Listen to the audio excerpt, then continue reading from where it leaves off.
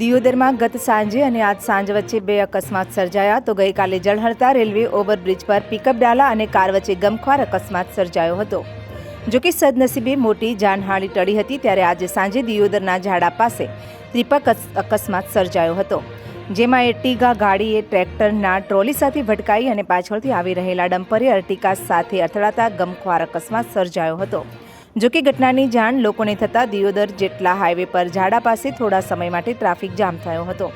જોકે ગઈકાલે Deodar railway overbridge પર અકસ્માતની ઘટના સર્જાઈ હતી। ત્યારબાદ આજે બીજા દિવસે સમય સાંજે દિયોદર જતરા હાઈવે પર પણ ઝાડા પાસે ત્રિપલ અકસ્માત સર્જાતા મોટી જાનહાનિ ટળી હતી।